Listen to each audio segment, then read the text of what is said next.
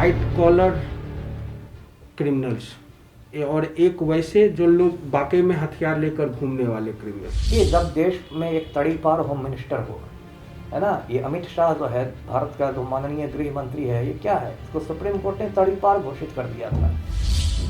मैंने कहा कि राजनीति का अपराधीकरण हुआ है। जितना अपराधीकरण आपको जेडीयू जैसी पार्टी का हुआ है या बीजेपी जैसी पार्टी का हुआ है, ऐसी दक्षिणपंथी पार्टियों का। सर एक इंडिविजुअल आपका ओपिनियन चाहूँगा, कन्हैया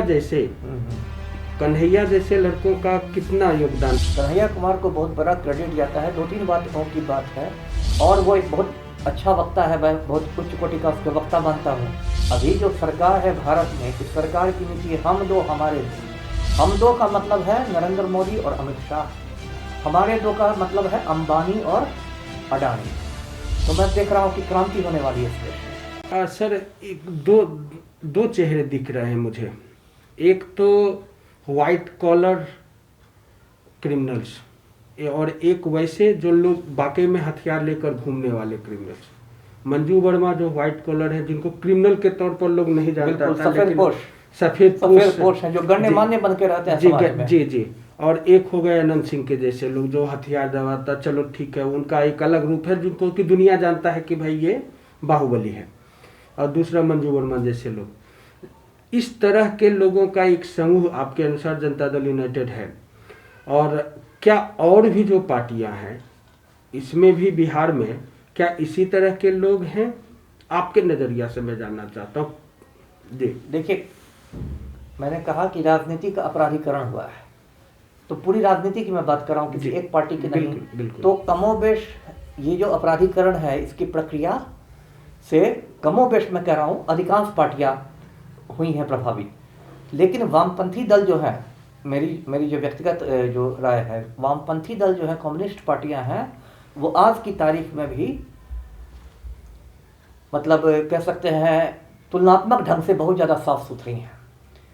जितना अपराधीकरण आपको जेडीयू जैसी पार्टी का हुआ है या बीजेपी जैसी पार्टी का हुआ है, ऐसी दक्षिणपंथी पार्टियों का, वैसा अपराधीकरण वामपंथी पार्टियों में आपको नहीं मिलेगा। और इस बार के जो बिहार में चुनाव हुए उसमें वामपंथी पार्टियों का बहुत अच्छा परफॉर्मेंस उस हिसाब से रहा है, तो उससे मुझे कुछ उम्मीद बंधी है। पिछले 15-20 सालों में पहली बार इतना ग्रोथ दिखा जी, तो इसलिए मुझे कुछ उम्मीद बंधी है कि कुछ एक जनता की आवाज़ विधानसभा तक जाएगी। सर एक इंडिविजुअल आपका ओपिनियन चाहूँगा, जब आपने वामपंथी दलों की बात करी, तो क्या इस वामपंथी दलों के उत्थान जो अभी न्यूली जो उत्थान हुआ है, खत्म तो वो कभी नहीं हुए थे, एग्जिस्टेंस था, लेकिन अभी हाशिए पर चले गए थे। जी, हाशिए पे चले गए थे। अभी जो ग्रोथ हुआ है उसमें कन्हैया जैसे लड़कों का कितना योगदान? बहुत बड़ा योगदान है। कन्हैया कुमार को बहुत बड़ा क्रेडिट जाता है। 2-3 बातों की बात है। पहली बात तो ऐसा एक बनने लगा था कि वामपंथी पार्टियां लगने लगी थी कि सिर्फ बूढ़े लोगों और थके लोगों की जमात है।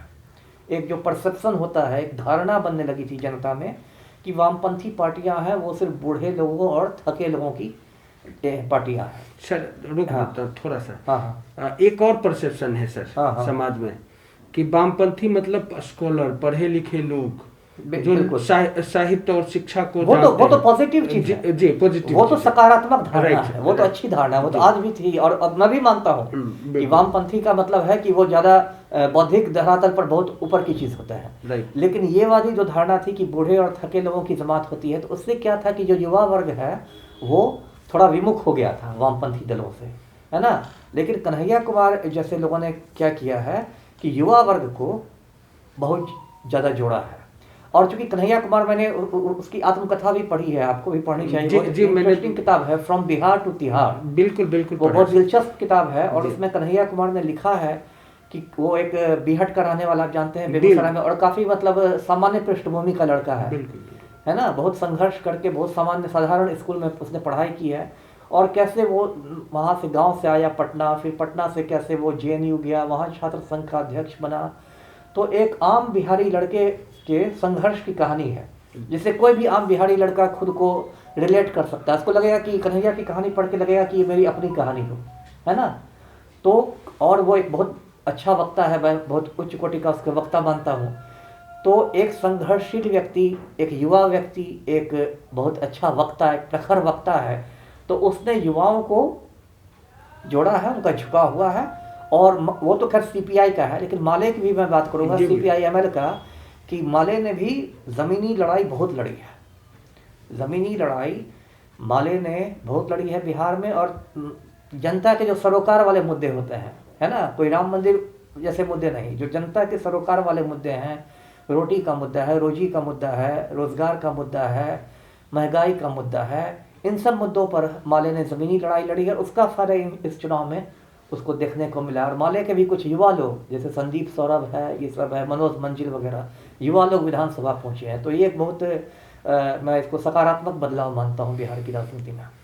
एक सवाल और था सर कि क्या कन्हैया कुमार वर्तमान केंद्र के शासकों के कुचक्र को तोड़ने में पहला वो शायद व्यक्ति है जो कि सक्सेस हो पाया है, ऐसा माना जाए? हाँ, बिल्कुल माना जाए। देखिए, जेएनयू तो शुरू से ये दक्षिण पंथियों के निशाने पर रहा है। एक तो ये नेहरू जी के नाम से ही भड़कते हैं, जैसे सांड जो होता है लाल कपड़ा दे के भड़कता है, ऐसे ये जो नागपुरिया लोग होते हैं, संघी लोग, ये तो नेहरू जी के नाम ही से इनको बुखार हो जाता है।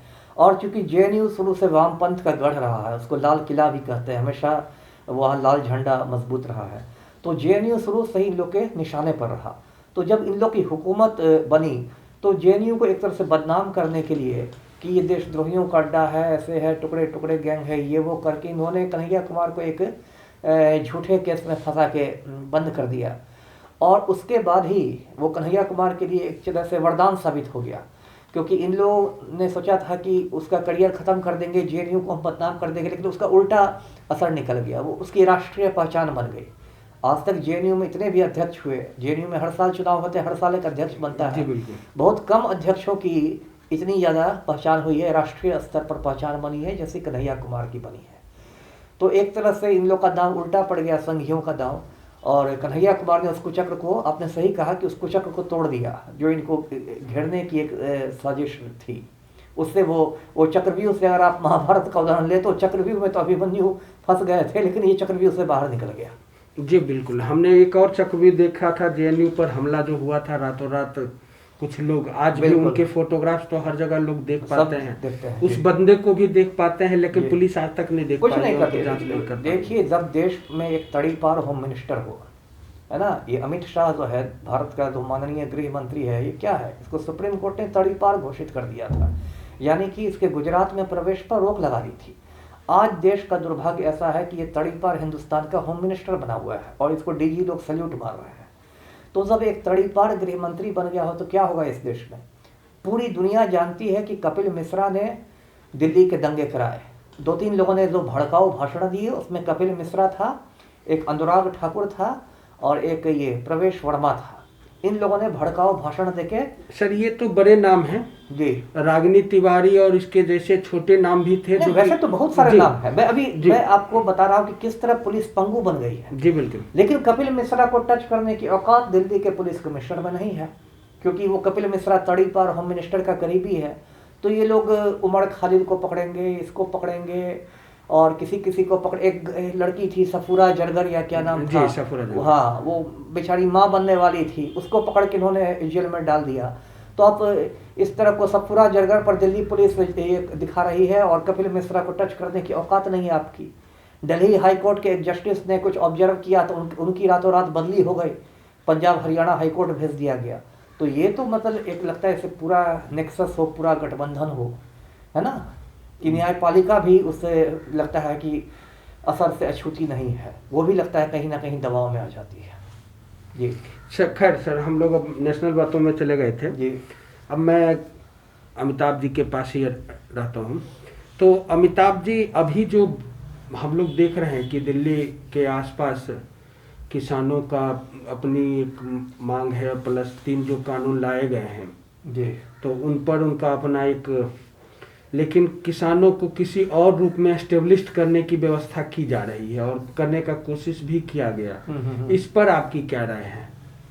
नहीं, राय तो वही है मेरी जो पूरी दुनिया देख रही है। अभी जो सरकार है भारत में, इस सरकार की नीति है हम दो हमारे दो, और ये परिवार नियोजन का नारा नहीं है जी। हम दो का मतलब है नरेंद्र मोदी और अमित शाह, हमारे दो का मतलब है अंबानी और अडानी। तो ये 4 गुजरातियों की सरकार है, हम दो हमारे दो की। और 130 करोड़ का ये देश है हिंदुस्तान। 130 करोड़ के देश में जो नीतियां बन रही हैं वो हम दो हमारे दो के लिए बन रही हैं। अभी आपने किसानों की बात कर रहे हैं, जो किसान वाले कानून बने हैं, तीनों कानून, कितने काला कानून है, किसी से बात छिपी नहीं है। ये सिर्फ पूंजीपतियों को फायदा पहुंचाने के लिए बनाए गए हैं, अडानी के इशारे पर, अंबानी के इशारे पर। अब तो ये खबरें आ रही हैं कि कानून पास होने के पहले अडानी के गोदाम बन के तैयार थे, है ना। तो ये स्थिति हो गई। और किस तरह से उसको बैकडोर से पारित करवाया गया।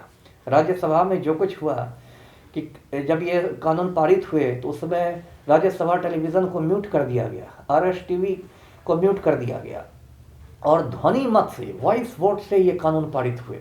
तो इस तरह से मतलब जिसको कहते हैं बिहार की भाषा में कहते हैं बिल्कुल रंगदारी करके ये कानून पारित किए गए। और अब जब ये किसान आ गए हैं, किसान क्रांति का भी एक माहौल बन गया है। मैं इसे आंदोलन नहीं कर रहा, मैं इसे क्रांति मान रहा हूँ, क्योंकि मैं इतिहास का छात्र रहा हूँ और मुझे पता है कि कैसे क्रांतियाँ होती हैं। तो मैं देख रहा हूँ कि क्रांति होने वाली है इस देश में। अभी जो ये किसान क्रांति का माहौल बना है, इसको ये लोग जो गोदी मीडिया है, खासकर जो मोदी के दलाल चैनल्स हैं, मैं किसी का नाम नहीं लेता, सब लोग जानते हैं गोदी मीडिया को, वो लोग इसको ठप्पा लगा रहे हैं कि कोई कहता है कि खालिस्तानी है, तो कोई कहता है कि नहीं इसको चीन ने प्रायोजित किया है, तो कोई कहता है कि पाकिस्तान प्रायोजित है, ये है वो है। मतलब अनर्गल प्रलाप जिसको कहते हैं, वो अनर्गल प्रलाप हो रहा है। जबकि इससे कुछ बिगड़ने वाला नहीं है, क्योंकि वो तो किसान आंदोलन है, वो तो पूरी दुनिया देख रही है कि हज़ारों लाखों किसान अपने औरतों के साथ, बच्चों के साथ, बूढ़ों के साथ हैं। उसमें बहुत सारे ऐसे लोग हैं जो कि पहले फौज में रह चुके हैं, पुराने फौजी हैं, जिनको वीरता के पदक मिल चुके हैं। तो उसको आप क्या खालिस्तानी कहिएगा, है ना। लेकिन उसको बदनाम करने की एक्चुअली इन लोगों ने ठप्पा तैयार कर लिया, मोहर तैयार कर लिया है। यदि छात्र इनका विरोध करेगा तो वो टुकड़े टुकड़े गए। यदि शहर का पढ़ा लिखा आदमी विरोध करेगा तो वो अर्बन नक्सल है। यदि मुसलमान इनका विरोध करेंगे तो वो जिहादी है। यदि पंजाबी किसान विरोध करेंगे तो वो खालिस्तानी है। सबके लिए इनका एक ठप्पा तैयार है, एक मोहर तैयार है, और उसी ठप्पा को मार देते हैं और उसको जेल भेजते हैं, उसको बदनाम करते हैं, प्रताड़ित करते हैं। लेकिन ये जो किसान क्रांति हो गई है, ये इन लोग को बहुत महंगी पड़ेगी, क्योंकि ये किसान क्रांति का दायरा बढ़ता जा रहा है। और आप देखिएगा कि गणतंत्र दिवस आते आते 26 जनवरी तक ये किसान क्रांति और व्यापक हो जाएगी। आप एक साइड से आप बोल रहे हैं कि दायरा बढ़ता जा रहा है, और दिल्ली संसद भवन में चर्चा ये है कि सिर्फ हरियाणा, पंजाब के ही किसान उग्र हो रहे हैं या फिर अपनी बात को रखना चाह रहे हैं, तो राजनीतिक प्रेरित हैं। उनका सीधा सा उदाहरण ये होता है कि भाई बिहार के किसान ने आवाज़ नहीं उठाया है, या बिहार के किसानों को शायद कष्ट नहीं है, या फिर बिहार के किसान, उनका कहना है कि बिल को सही ढंग से समझ पा रहे हैं, तो वो है उत्तर प्रदेश और राजस्थान और बिहार के किसान। तो क्या इसमें आपको क्या? नहीं, वो बात है ही नहीं। देखिए, बिहार या यूपी के किसान इसलिए ज़्यादा संख्या में नहीं भाग ले रहे हैं क्योंकि बिहार में ज़्यादातर जो किसान हैं वो बहुत छोटे किसान हैं, है ना, जिनको सीमांत किसान कहते हैं, छोटे मोटे किसान हैं, जो थोड़ा बहुत उपजाते हैं, अपने ही खाते हैं, ज़्यादा मंडियों में बेचते नहीं हैं। बिहार में आपको कोई भी बहुत बड़ी बड़ी मंडी या ये सब नहीं दिखाई देगी।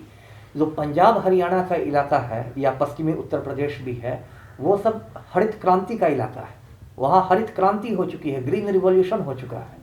वहाँ के किसान बड़े बड़े हैं, वो लोग बहुत ज़्यादा उपजाते हैं फसल और बाकायदा बड़ी बड़ी मंडियों में बेचते हैं। पंजाब में जो खन्ना की अनाज मंडी है, एशिया की सबसे बड़ी अनाज मंडी है।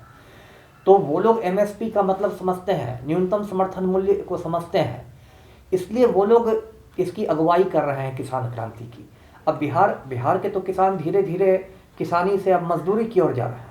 यहाँ जनसंख्या विस्फोट इतना हुआ है और अब ज़मीन छोटा हो जा रहा है कि यहाँ के तो अब ज़्यादातर किसान मजदूर बन रहे हैं, और कोई दिल्ली में जाके रिक्शा चला रहा है, कोई हावड़ा में जाके कुली बन गया है ना। तो इसलिए ये है, और अगुवाई कर रहे हैं हरियाणा और पंजाब के किसान, लेकिन बाकी किसान भी आ रहे हैं। आज कल महाराष्ट्र से हज़ारों किसानों ने कूच किया है। मैं देख रहा था नासिक से महाराष्ट्र के 21 जिलों के किसानों ने ये सड़क रास्ते से कूच किया है दिल्ली के लिए। सर, बीच में ही मैं माफी चाहूँगा, लोगों का कहना है, संसद भवन में के लोगों का कहना है कि बिहार के, अगर मेरी पॉलिसी गलत होती या मैंने जो कानून लाए हैं वो गलत होता, या कोरोना काल में मैं पब्लिक का हेल्प नहीं किया होता, या मैं जो बता रहा हूँ उस स्तर पर नहीं किया होता, या तो बिहार में हमारी सरकार फिर से नहीं बनती, ऐसा उनका कहना है कि लोगों ने हमारे पार्टी को, खासकर भारतीय जनता पार्टी को बढ़ चढ़ कर वोट किया और नंबर 1 पार्टी बनाया। तो उनका कहना है कि जो लोग, आपके जैसे लोग या हमारे जैसे लोग या उनके जैसे लोग, जो लोग उनका विरोध कर रहे हैं या जो पब्लिक को ये बोल रहे हैं, तो वो गलत इसलिए है कि चूंकि पब्लिक ने फिर से हमें चुना है और लार्ज स्केल पे चुना है, तो इसका मतलब है कि हमने जो किया उस पर उन्होंने ठप्पा लगाया है, ऐसा लोगों का। पहली बात मैं एक छोटा करेक्शन करता हूँ, बिहार में नंबर 1 पार्टी बीजेपी नहीं है, बिहार की सबसे बड़ी पार्टी राष्ट्रीय जनता दल है, पहली बात। तो ये बात नहीं है कि बीजेपी को इन लोगों ने वोट दिया है, आज भी बिहार की सबसे बड़ी पार्टी राष्ट्रीय जनता दल है, पहली बात। दूसरी बात, जो इनकी जीत हुई तो ऐसी बात नहीं कि एक तरफा जीत हुई, इस बार बहुत कांटे का संघर्ष रहा। अंत तक ऐसा नहीं लग रहा था कि महागठबंधन की सरकार बनेगी या एनडीए की सरकार बनेगी, ये अंत तक बिल्कुल सीसॉ बैटल चल रहा था, कभी वो आगे होते थे कभी ये आगे होते थे, है ना। और नीतीश कुमार के अगर जेडीयू की बात करें तो वो तो 43-44 सीटों पर सिमट गए हैं, तो इसलिए और लोगों में तो आक्रोश है ही, है ना, नहीं तो एक तरफा मुकाबला हो जाता। अब तो बहुत सारी ऐसी बातें भी आ रही हैं कि चुनाव आयोग की भूमिका पर भी सवाल उठाए जा रहे हैं, पोस्टल बैलेट्स की गिनती पर सवाल उठाए जा रहे हैं कि उसमें भी कुछ धांधली हुई है, उसको लेके कुछ लोग कोर्ट में गए हैं। तो बिहार की जीत को वो इतना ज़्यादा डंका बजा के नहीं रखें कि बिहार में हम जीत गए तो इसका ये मतलब हो गया कि हमारे सारे जो पाप हैं वो धुल गए, ऐसा नहीं है। ये किसान क्रांति जो हुई है, और ये सबसे बड़ी बात है, ये एक अंतर्राष्ट्रीय मुद्दा बन गया है ना। किसान क्रांति अब सिर्फ राष्ट्रीय बात नहीं रह गई, अब अंतर्राष्ट्रीय मुद्दा हो चुका है। अमिताभ दास एक IPS होने के बाद आज जब आप रिटायर्ड हैं जी, तो आपने बताया कि आप एक संगठन चला रहे हैं, उस संगठन का विस्तार से चर्चा करेंगे ताकि लोग समझें कि आपका संगठन क्या है और उसका अभी तक विस्तार कहाँ तक हुई है। ये ऐसा है कि संगठन बनाने का ख्याल मेरा आया इस साल के शुरू में, जो CA के विरोध में आंदोलन हुआ, एंटी CA मूवमेंट जो हुआ, तो मैं बिहार के कई ज़िलों में गया और वहाँ मेरी बड़ी बड़ी सभाएं हुई। मैं पटना में तो गया ही, भोजपुर में गया जिले गया, मुजफ्फरपुर गया, वहाँ मेरी बड़ी बड़ी सभाएं हुई, इसमें हज़ार लोग आए। उसे मैंने देखा, खासकर ये युवा लोग थे, उनमें मैंने देखा कि बहुत मुझसे वो लोग जुड़ने के लिए आतुर थे। जो एक होता है युवाओं में कि आपके साथ एक सेल्फी लेंगे वाली बात, तो मुझे लगा कि ठीक है, सेल्फी लेने में कोई नुकसान नहीं है, लेकिन मुझे लगा कि एक ऐसा मंच बनना चाहिए जिस मंच पर मैं सभी समान विचार वालों को जोड़ सकूं।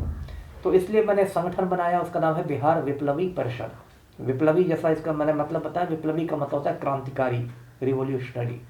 तो बिहार विप्लवी परिषद है और ये मैंने बनाया है।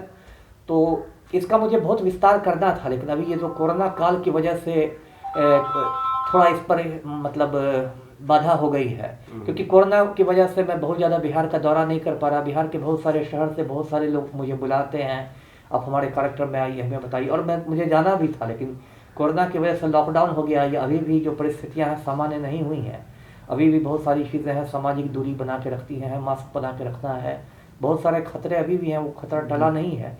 लेकिन ये जो नया साल आने वाला है, अब तो 10 दिन बाद से नया साल शुरू होगा, तो उसमें मुझे उम्मीद है कि बिहार विप्लवी परिषद का हम लोग बहुत सारा विस्तार करेंगे, और बिहार में तो हम लोग इसकी जगह जगह सैकड़ों शाखाएं खोल देंगे, छोटे छोटे कस्बों में भी।